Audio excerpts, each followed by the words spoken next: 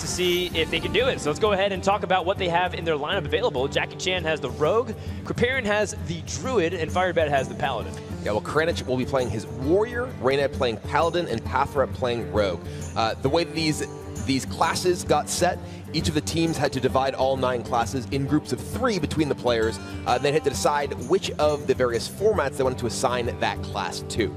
So we've seen the wild decks, we've seen some of the standard decks. We're going to finish out standard here before we move on to Excavated Treasures, which is a new format in the next round. The first match that we'll have from the Grimestreet Grifters. I've read that name 5 times in my head by now. I keep wanting to say Grimestreet Groons because that's what the tribe is from Streets of Gadgetzan. Kranich will be leading that. And he has a Warrior deck. What is it going to be? We've seen a couple of variations of this, so it might seem a little familiar, but it is the modern-day version of the Pirate Warrior with Prince Keleseth largely replacing a lot of the 2-mana cards because of the nerf to Fiery War Axe and what it did consequently. Yeah, this is pretty much straight-up aggro Pirate Warrior here. Does have the high end of Bitterhead Hydra, Leroy Jenkins we see on the screen there. The twist, of course, the Prince Keleseth. Since the nerf to Fiery War Axe, a lot of players have chosen to switch to playing into the Keleseth, which gives you the ability to have those buffed minions later on in the game.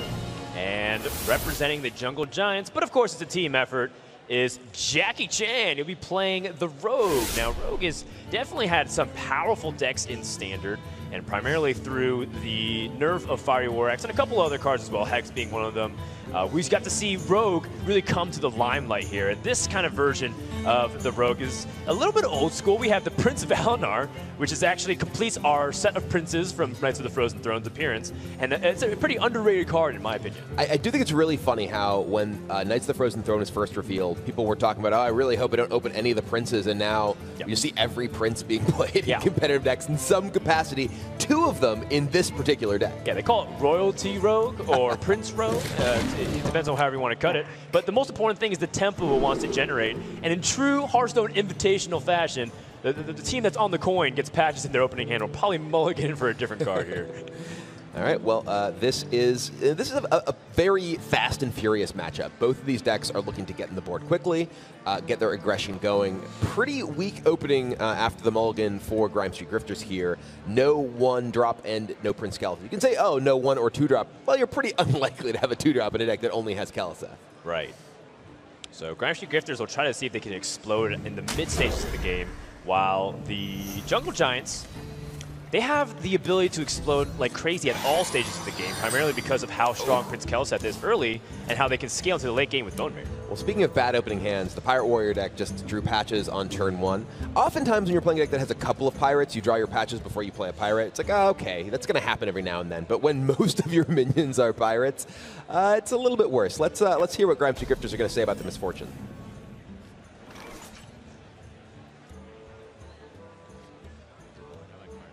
I get information.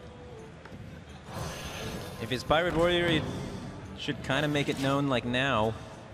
Yeah. A lot of the time. It could be Control Warrior. I'm scared. I don't think we're that scared of Control Warrior.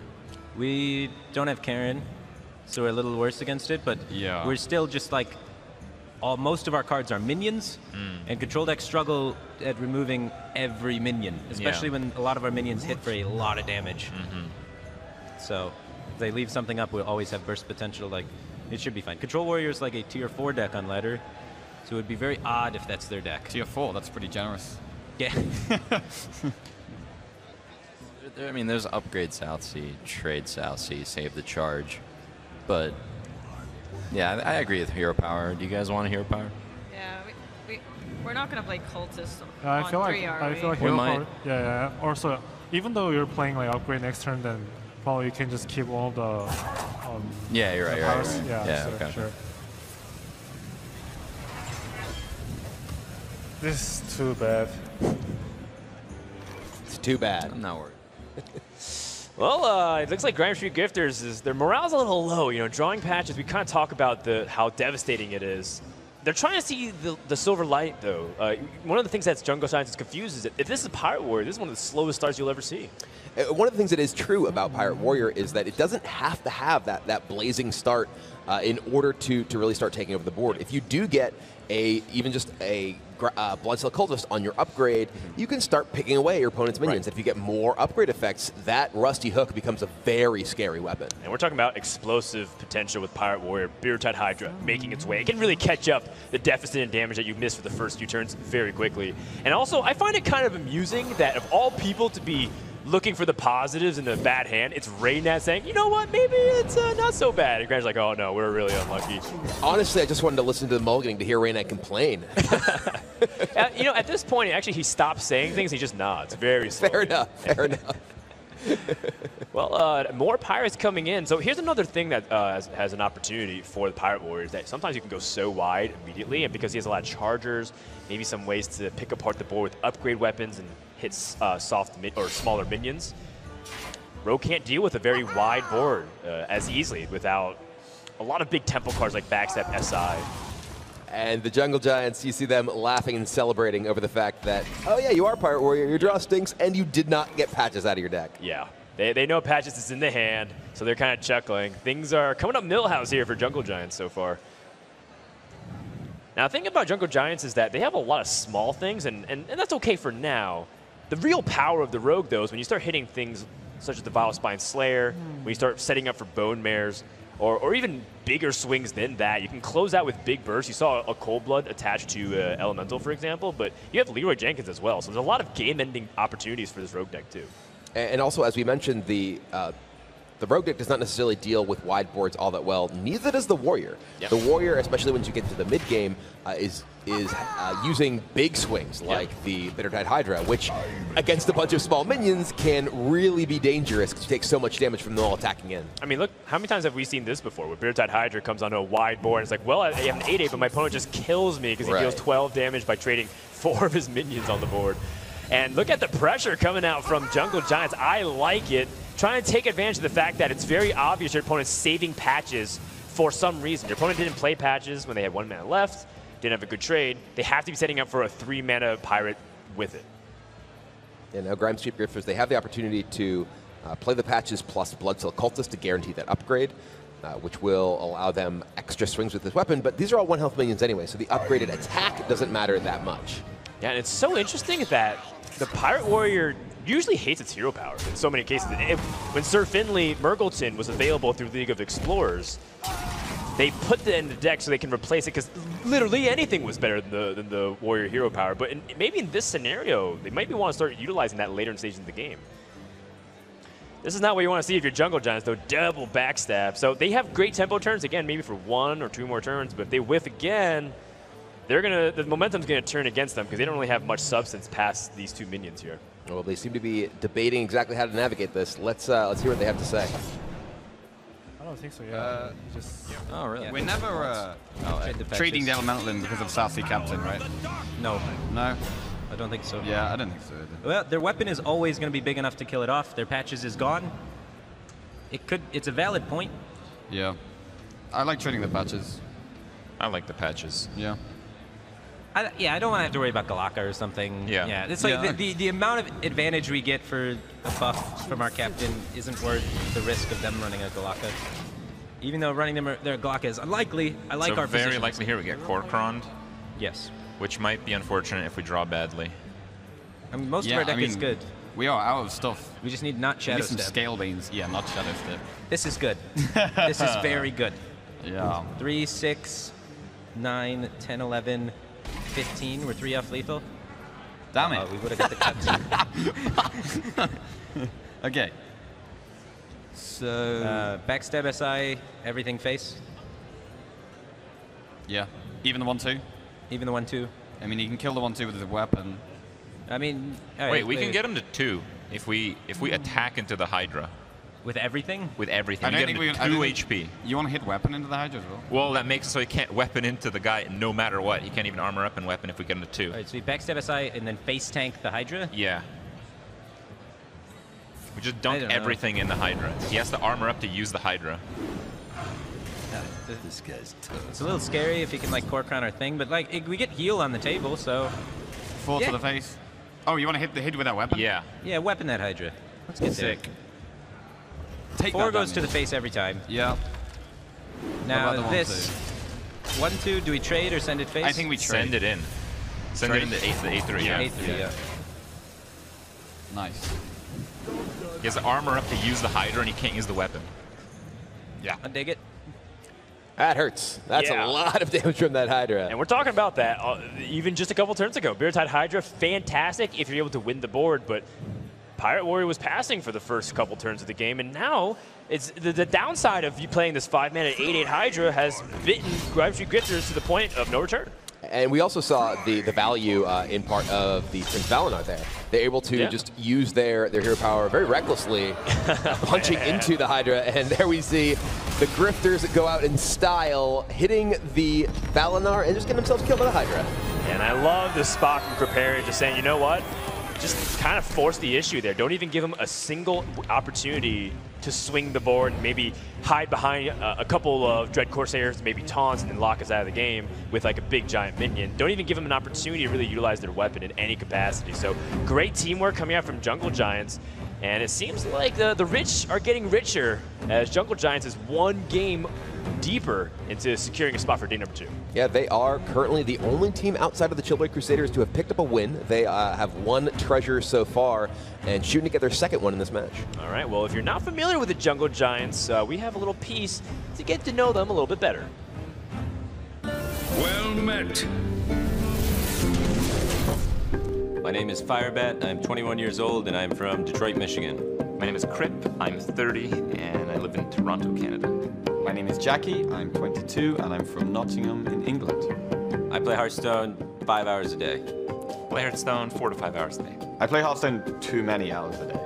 My favorite thing about Hearthstone is just living in the Warcraft-themed universe while playing just the card game, which, in my opinion, is one of the best types of games that you can play. My favorite thing about Hearthstone is how easy it is to play. Well, I was trying to go for like you could play it on the go sort of thing. Accessible. How accessible it is. Yeah, right. When I'm not playing Hearthstone, I'm cooking, hiking, watching TV. I planted like 40 trees in the last month. When I'm not playing Hearthstone, I'm sad. I'm wishing I was playing Hearthstone. One thing I want to see at BlizzCon is the trophy after the Jungle Giants win. We'll do a lot of hoisting. My hoist game is very strong. I can't wait to see a hoist game. Man, I love almost everything about that interview. From Firebat talking about his hoisting experience, from Crip apparently saving the planet in his free time. He planted 40 trees in the past month. I didn't even know that. Planting 40 trees and being vegan. He is. That's right. He's the Captain Planet. See why he didn't make the arena rankings last month, people. All the Crip fans are like, why didn't he make it? It's like, well, too busy, you know, helping the Earth be sustainable. Let's take a look at Crip's deck as he is going to be the next on deck for the Jungle Giants. And this one is kind of a familiar one. You heard Sodom Raven talk about it. Jade Druid was one thing that we expected a lot. He's going to be planting some trees in his opponents in this match. You know, with the power of Druid. Everyone knows this deck, Jade Druid. If you've been playing on ladder at all in recent months, this is a deck you've run into a lot, perhaps a little bit less since the changes to Innervate and Spreading Plague, but still exceptionally powerful, able to ramp up to ultimate infestations very easily and just overrun your opponent with Jade Golems. I am very familiar with that card, and we'll see if, this is an old school battle, Raynette versus Crip. He is going to be representing the Grimestreet Grifters with his Murloc Paladin, a deck that's kind of got forgotten because of Murloc Warleader's change, or nerf rather. Instead of giving a +1 health buff as a permanent aura effect, and now only just gives +2 attack, and that discourages some people from using it, but a very crafty few still realize its potency. Yeah, Murloc Paladin is a deck that has a lot of potential, especially because of its power against some of the more popular and powerful decks in the standard format, specifically Jade Druid. The changes to Innervate and Spreading Plague in particular have made this matchup, even despite the nerf to Warleader, much more in the favor of the Paladin deck. All right, so right in the beginning of the game, I want to jump into the communications of the Grimestreet Grifters because they're the ones who have to make a big power play to turn the series and their tournament around.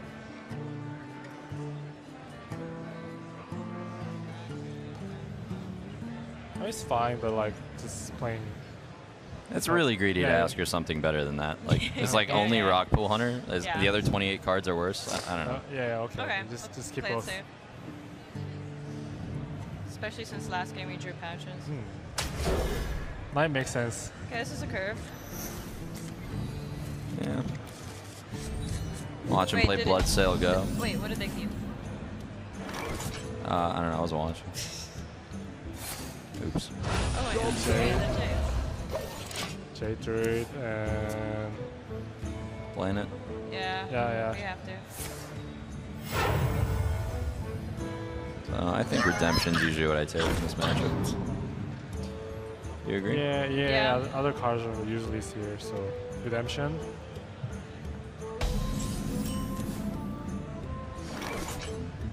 Whew. Seems like the morale has definitely dipped to a low here for the Grimestreet Grifters. Doesn't seem like anyone's really energetic. They're kind of keeping their thoughts short and simple, and maybe that's very effective, but at the same time, it seems like they're not communicating nearly as much as definitely Jungle Giants. Yeah, we have seen a lot of the teams that seem to be a lot more talkative have had a significant amount of success so far in this tournament.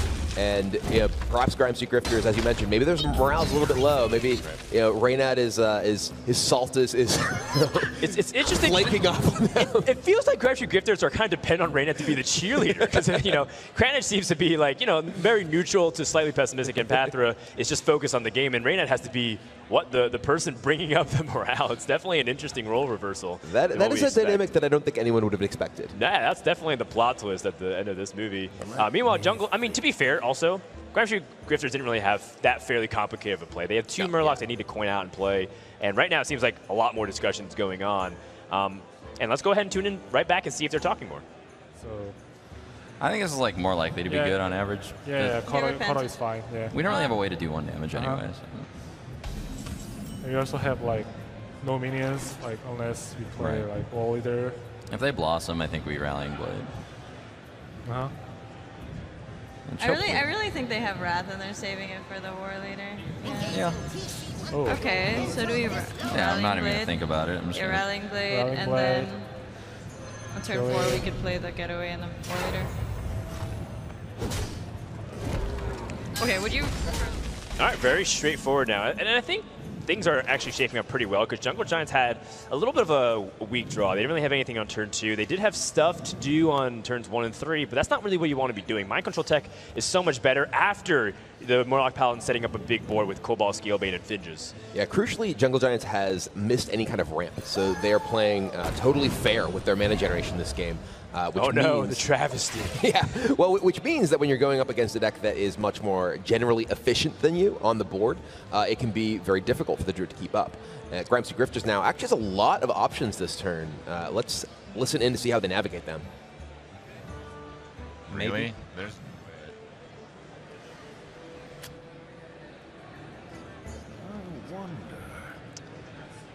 I don't know. Yeah, 1 or 2 drop with Secret, sure.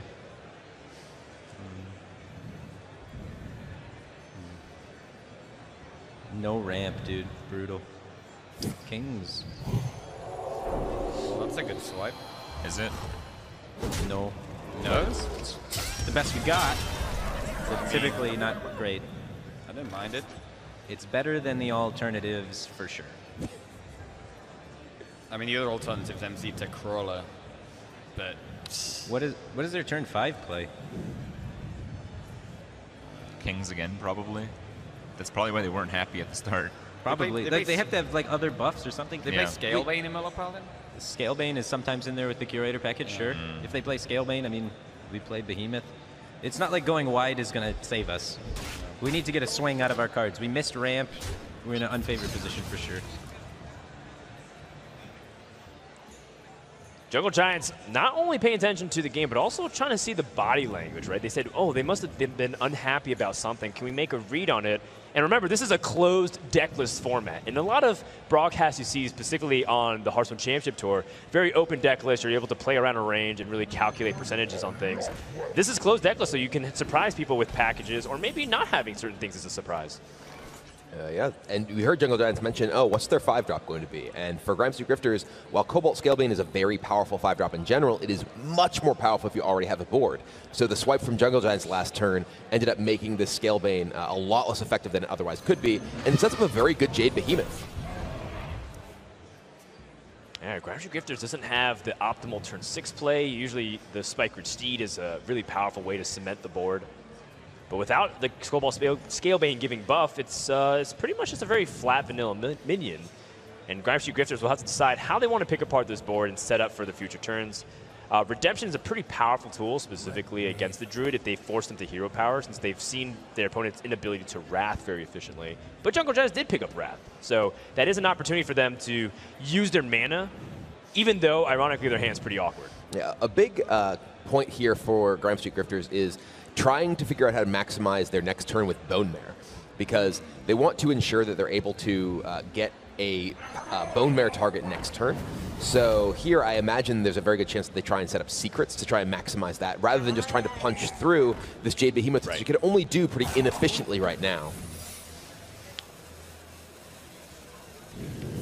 Yeah, by not attacking too, you make it really difficult for your opponent to make sure to sequence everything correctly for secrets. They have an opportunity to mess up. And also, you threaten based off the follow-up for Bone Mare, because then you can keep your Cobalt Scalebane alive, and your opponent has a double trade. Yeah, and this is an awkward situation for Jungle Giants. Trying to navigate against 2 secrets here could be very difficult for them. Let's hear how they try and do it.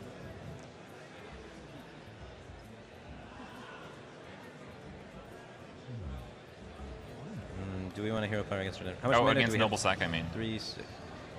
I mean, we want to play the 6-3, right? We want to Wrath the 6-3. We want to Mind Control Tech, take something, Wrath the 6-3, and play Jade Idol if it's a sack Redemption. So I don't think we always have room to hero power. I don't know. I would send the 3-3 to the face. Yeah, I think we need to get a move on. Yes? Yep. Yep. That's what I would do. Not sack. So it's going to like probably Kodo Redemption? Could be Kodo Redemption. Wrath the 6-3. Wrath the 6-3 for sure. That's the first step. And then we trade with the 3-3. I like Jade Idol Galaka as well. Yeah, Jade Idol Galaka, yeah, trade with 3-3. 4-4? Yep, always. Yeah. And then hero power that guy down. Very nice. Very Perfectly executed, played around the secrets. Good job, Papa Crip. Thank you. My goodness, we have to Bone Mare. Get to Bone Mare. It's not bad to just Curator. Wait, we have a concentration. Curator? Trader is also fine. You just trade and then... We lose our board, though. All of it. But then we play these. That seems quite strong. Like Curator? Yeah, because like Bone Mare doesn't do anything. You just like always trade here and then like... Yeah. We're left with a minion if we Bone Mare, but it's probably not worth... Yeah. So I feel like Curator is better here. What do you think, Patrick? I like the Curator. Wait, but do we... If we make it a 9, okay, we make it a 9 health, right? We trade, it's at 6 health. He runs 2 dudes in, and we have a 5-5, he has a 3-3. We do the Curator, we're attacking. And then then he full trades. We have nothing, but... The Bone Mare is better than, Like, how about like just this Vile one Fin Bone Mare next turn? Yeah. Yeah, so this, right? I mean, I think it's fine. Okay. Please tell me. Oh, I did put another one in. Nice. Yeah, sure. Deck building discovery during the actual game. Cool. Apparently, it's closed deck list to the Grimestreet Grifters as well. Their own deck list. They're not sure. Oh yeah, I do have another dragon in my deck. Please tell me I put 2 Cobalt Scalebanes. Classic Raynad. Oh man, and Jungle Giants drew 2 of the best cards in their deck, but like you mentioned, no ramp. They have to wait 2 turns before they even get to play one of those Ultimate Infestations, and by then they might even have time to play the second one. The game could be decided by that point. Yeah, this is really good news to the Grimestreet Grifters here. They were afraid of their board getting cleared and then Jungle Giants being able to easily develop something threatening. They don't have that. They have a Mind Control Tech hero power as all they have access to this turn because they have 2 10-cost cards in their hand. Yeah, and this is the power of the Murloc Paladin by putting in things like the Curator. Paladin's not really known as especially mid-range Paladins, don't really have a lot of card draw innately built into them. In the past, they used to rely on very awkward things like the Acolyte of Pain, for example. And so by having things like the Curator, it helps give them sturdy minions that they can reliably draw and continue to pressure their opponents.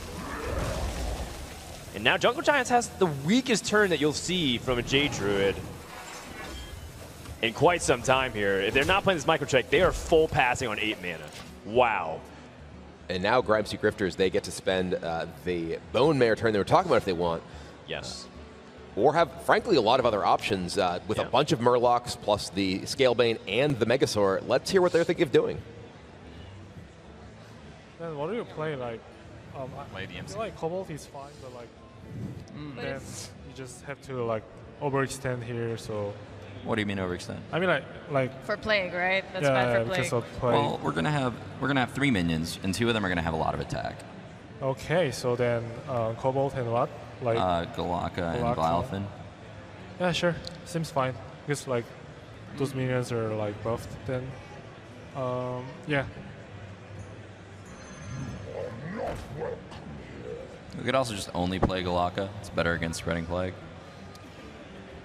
I think we just have to play all 3, yeah. I mean, like, it'll be fine because we also have like Bowmare, and then probably you can just play Megasaur next turn.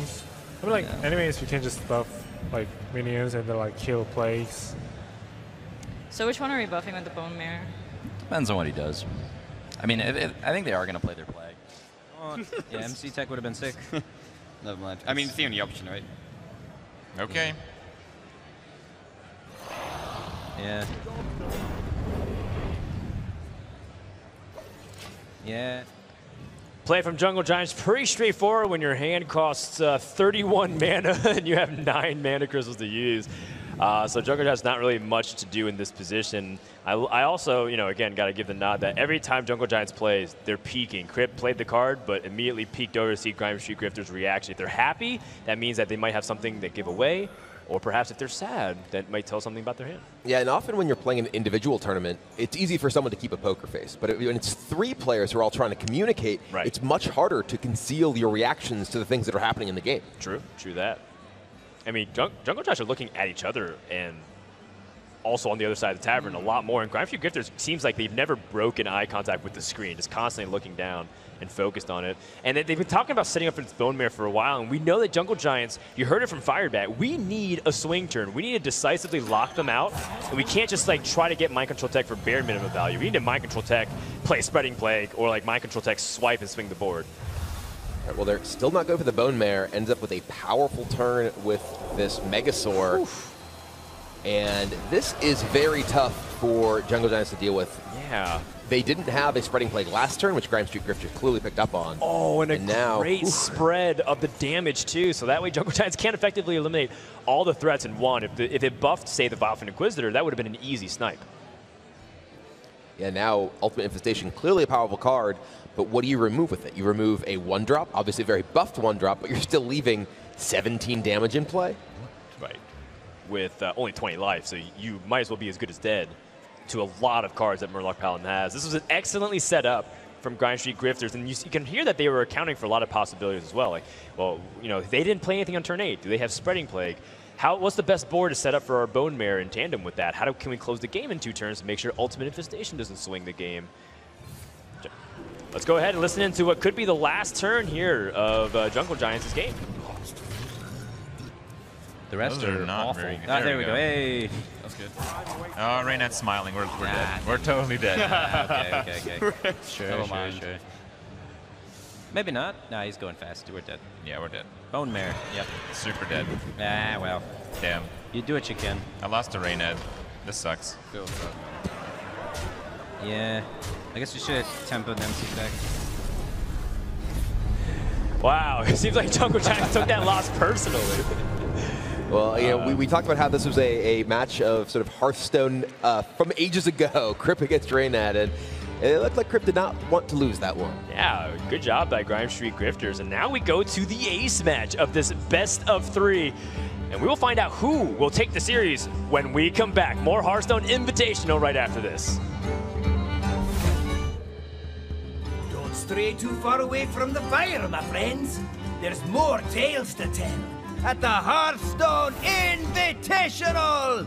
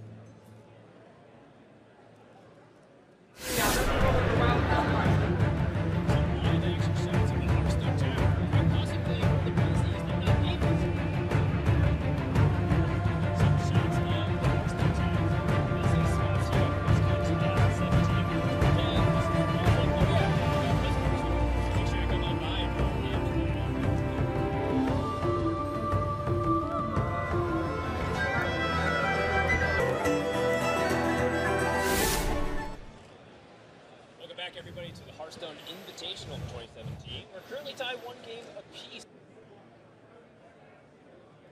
Grifters. And with 1 game remaining, whoever takes this will be a pretty crucial victory because the Jungle Giants.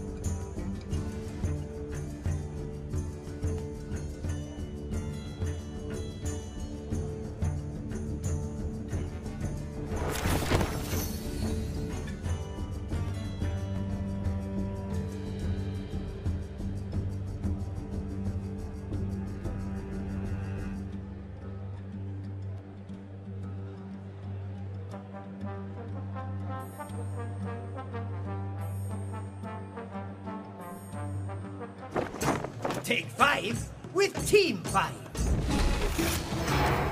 Favorite hero entrance quote? You got one? Let's see. Oh, geez. Gosh, I wish I came prepared. This is a really simple one, but the way Garrosh says the greetings, where he's like, greetings. Greetings. And I also say that to my wife a lot of times now, which I think is hilarious. Greetings. The light will burn you. Is that what he says? The light shall burn you. The light shall burn you. What is your favorite line of dialogue? No one experiences this except in rare circumstances. Vaporization commencing. Vaporization commencing. Disciple of Cthulhu. It's so funny because he says Cthulhu, Cthulhu, Cthulhu. Cthulhu! Cthulhu! Cthulhu! Cthulhu, Cthulhu, Cthulhu. That was the best I could do. The way I greet people now is, well met. Well met. It's changed my way that I interact with friends. It definitely changes the way I talk. If there's one sound that I definitely can't do, it's a Murloc. I don't know that. Let the hunt begin. Let the hunt begin. It sets the tone of battle perfectly. It instills a little fear in your opponent. It's a little rude, which I like.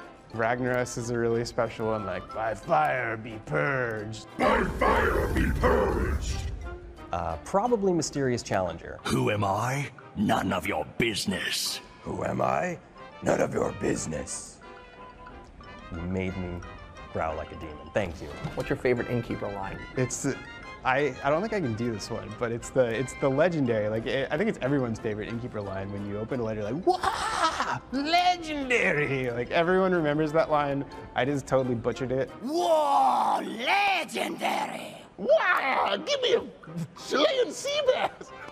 He's too excited. He doesn't seem like that, right? He seems like he'd be a beer and a steak kind of guy, but no, he actually really loves fish, Chilean sea bass specifically.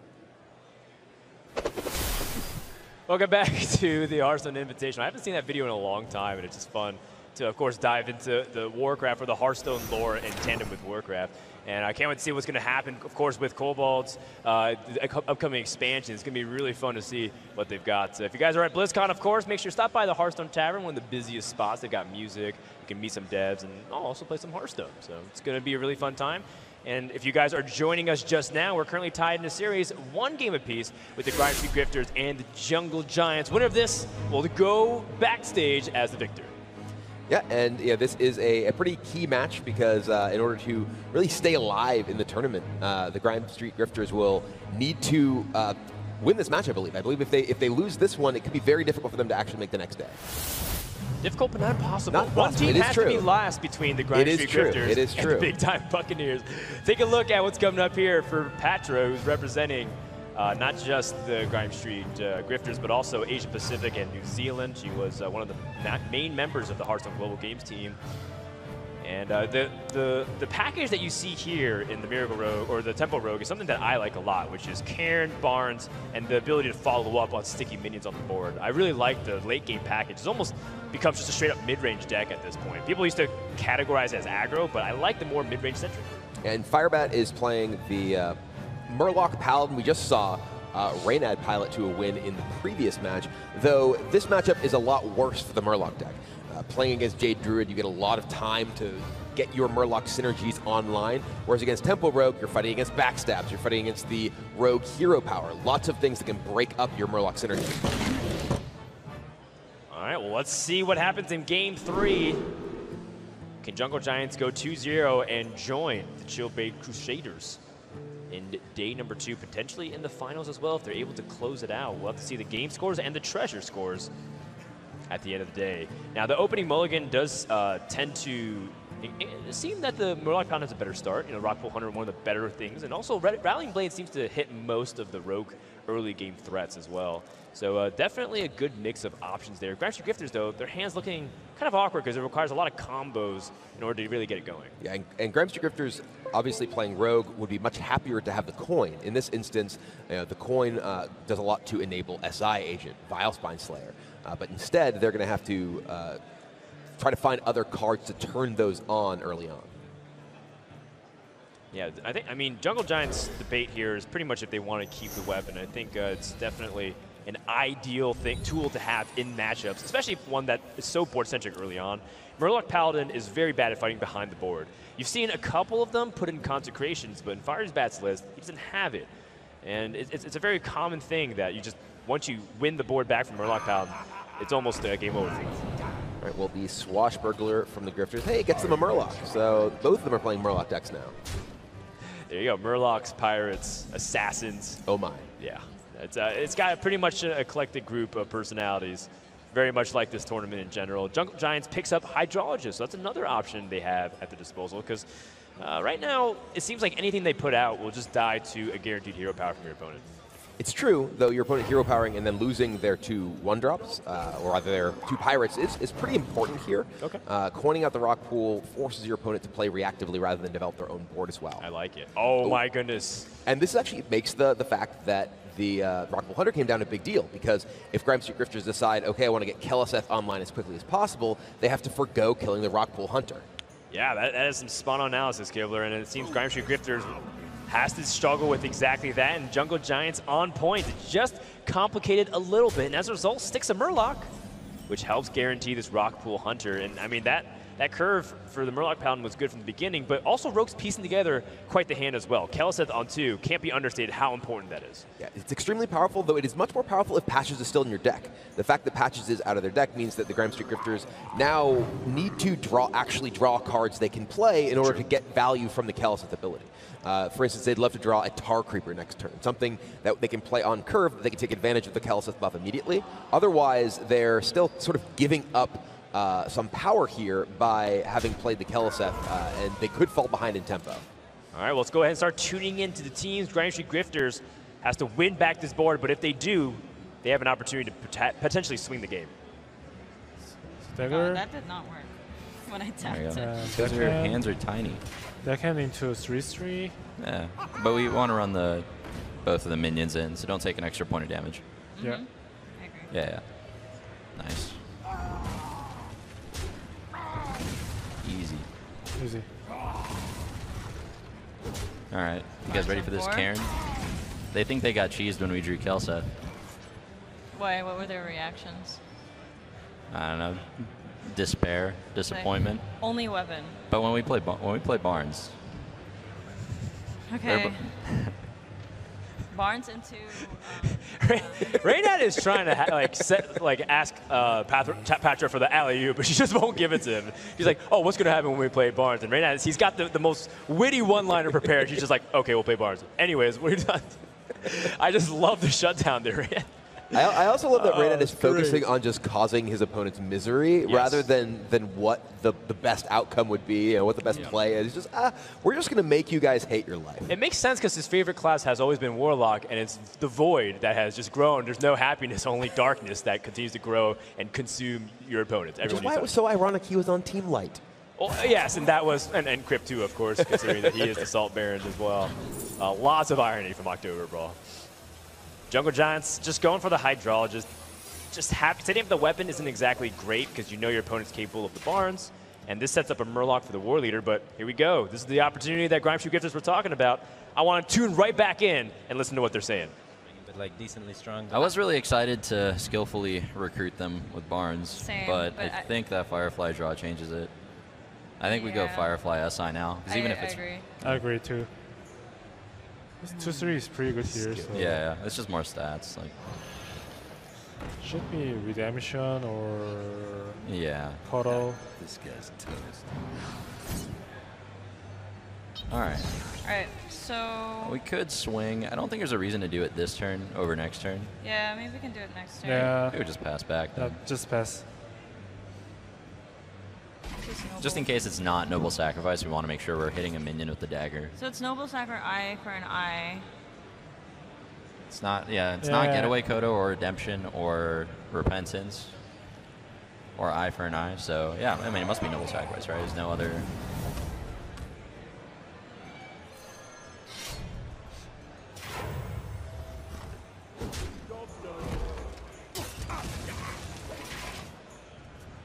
Wow. Well, we tuned in for an opportunity to listen to Jungle Giants, and it's just silence, just trying to get through the plays and win back the board. And Grimestreet Grifters is turning the board slowly into a bigger advantage with every single card being played. Oh, that was the Barnes time, though. We tried to listen into the despair. Let's see what's coming up. All right, Tar Creeper. Yeah. No despair. No despair, but honestly, it's not even that bad because it can kind of protect some of his other minions from getting value traded into by the weapon. It's true. Because you want to basically protect the most stats, and Barnes still summoned 4 stats, so as a 4/5 too, which is very, very good for its mana cost.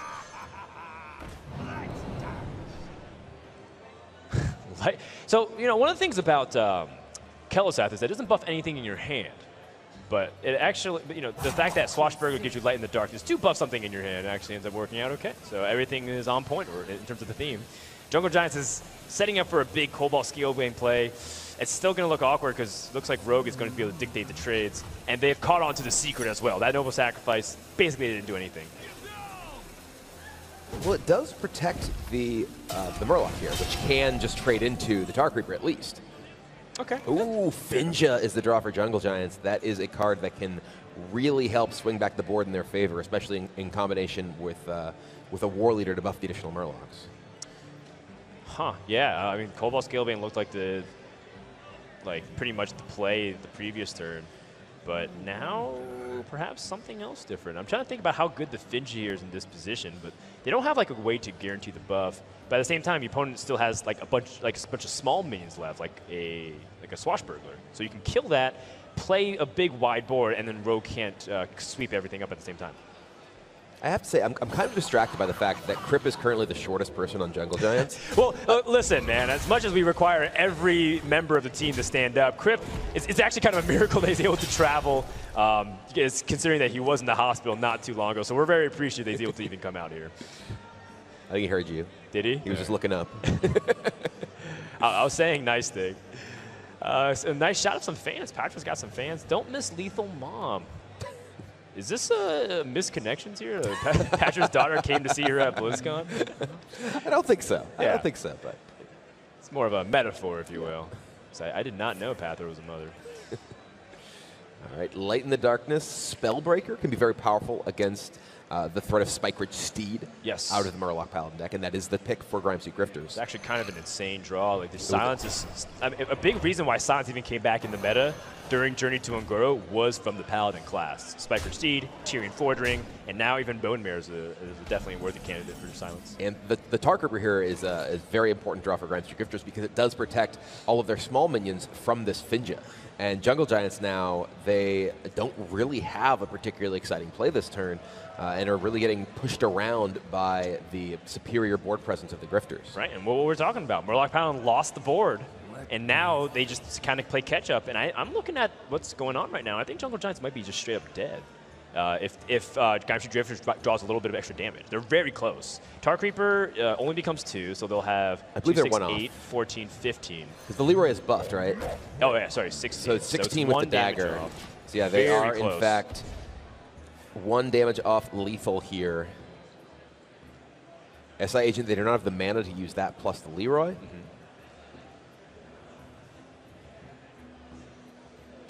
Well, Grifters are very close. Let's see how they're trying to close the deal. Turn, heal, play, whatever like. Yeah, because we have SI already, So right? do we even kill the whelps, I guess? That's the question. We have to kill them, because otherwise the 6 health minion's too easy to kill. Okay. Like, if you just make him Guys, to... we don't have much time. Okay, Like, play Leroy. Yeah, Do you agree? Yeah. Okay. Because like we can just kill him even Go face. whatever he does. We go face with the big guys. Yeah, just try putting him to 2. So Yeah, putting him to 2 and then just kill one dragon. That goes face. The 1-2 goes face. Yeah, and dagger hit the 1. Nice. Nice.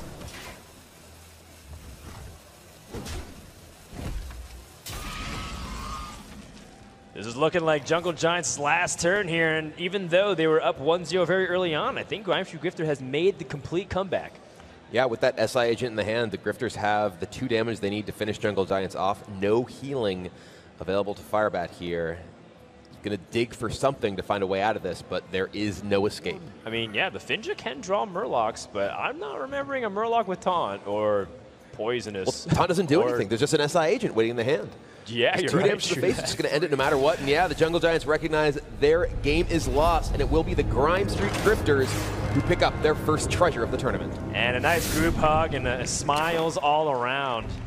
You're witnessing history. Raynad smiling on the BlizzCon stage, and they have evened up their score as well. Jungle Giants looked prime to be able to go 2-0, guarantee themselves a spot in the next day, but now the field is wide open. Yep, both these teams have a shot for the stage tomorrow, and the big-time Buccaneers are going to need to pick up a win to avoid being eliminated.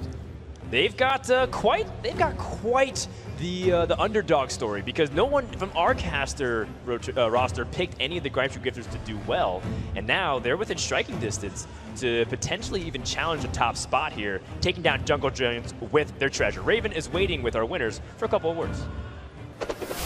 Congratulations, team. It must feel pretty good to actually get a win on the board and get a treasure. So do you think after a bit of a ropey start, you're going to be good for the rest of the tournament?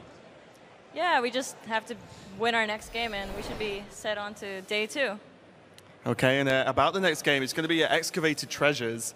Are you feeling confident? We heard a lot of teams actually talk about, feel good in Standard or feel good for Wild. How do you feel about this format?